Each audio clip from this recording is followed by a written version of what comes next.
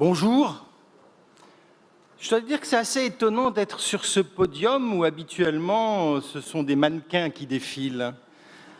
Je vais essayer tout de même de faire mon mieux. Merci à vous d'être là. Je voulais juste en quelques minutes, avec quelques mots-clés, dresser le cadre de la table ronde qui va venir, qui est nommée hyper-personnalisation. Je ne sais pas si ce mot va rester. Je ne sais pas si ce mot doit rester. Parce que lorsque, en cancérologie, il y a maintenant plus d'une dizaine d'années, nous avons développé le concept de médecine personnalisée, on s'est heurté à une question que les patients posaient souvent, mais la médecine s'intéresse à la personne. C'est pourquoi maintenant nous utilisons beaucoup plus la médecine de précision. Et ce que je voudrais montrer aujourd'hui, c'est qu'on est en train d'être de plus en plus précis. La médecine de précision au quotidien, c'est une réalité en cancérologie. On utilise l'information moléculaire de la tumeur d'un patient pour lui proposer un traitement ciblé le plus souvent. Mais on est très très loin du compte. Quand on fait un séquençage complet de la tumeur d'un patient, comme par exemple l'année prochaine, les 18 000 patients qui chaque année, dans le cadre du plan France Génomique, se verront proposer un séquençage complet de leur tumeur. Eh bien, quand on fait ce séquençage, on s'aperçoit que pour à peu près 40 à 50% d'entre eux, on trouve des cibles dites actionnables, mais seulement pour 20 à 25%, on a vraiment un médicament à proposer.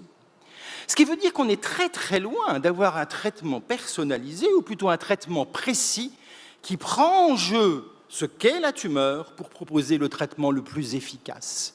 Et ceci mesure le chemin encore à parcourir.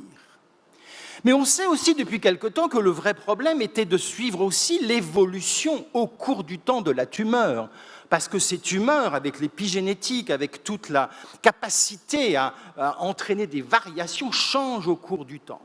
Et là, c'est la révolution technologique, si on peut appeler ça une révolution, qui est maintenant, on dispose des biopsies liquides pour mesurer au cours du temps, dans les fragments d'ADN circulants, l'évolution des tumeurs.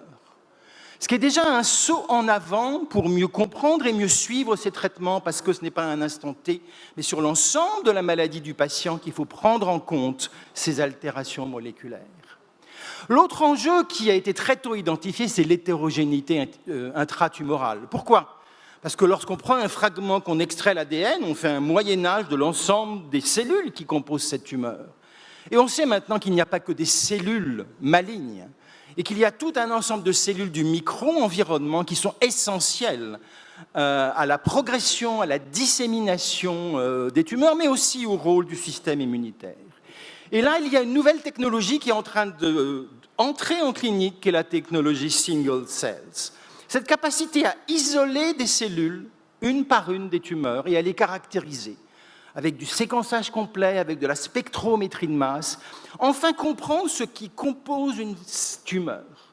Et c'est une ouverture colossale pour l'immunothérapie, puisque vous savez qu'au cours des dernières années, on s'est principalement intéressé aux lymphocytes T, avec les checkpoint inhibiteurs pour les faire fonctionner, avec les anticorps bispécifiques, voire avec ces CAR T-cells, ces lymphocytes T boostés, thérapie cellulaire, thérapie génique, qui entraînent actuellement des réponses tout à fait remarquables chez les enfants leucémiques et les patients avec lymphome.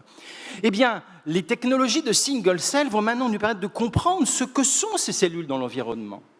Les T-règles, les B-règles, les CD63, 33, 168, les macrophages, les M1, les M2, toutes ces cellules qui sont là, dont on sait qu'elles jouent un rôle potentiateur ou répressif, dont on sait que le système immunitaire peut être ainsi freiné dans son action, vont devenir des cibles thérapeutiques, et en les comprenant mieux grâce à ces techniques, on pourra développer des traitements plus efficaces.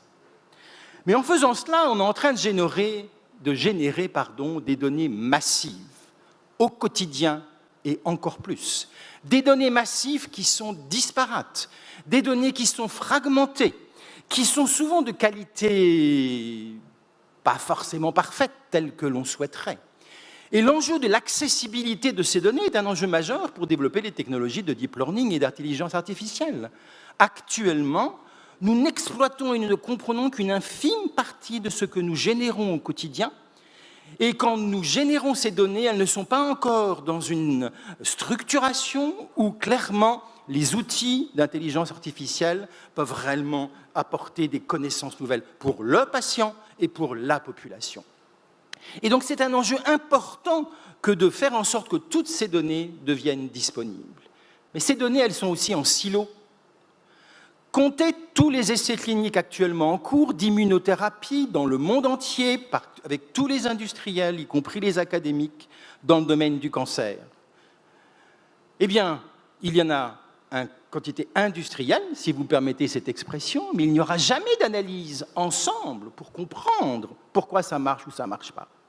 La semaine dernière, à l'Agence européenne, nous avons organisé un Pediatric Strategy Forum, des industriels, l'EMA, la FDA, des chercheurs, les parents, pour comprendre pourquoi les immune checkpoints qui marchent chez l'adulte ne marchent pas chez l'enfant et comment faire plus loin.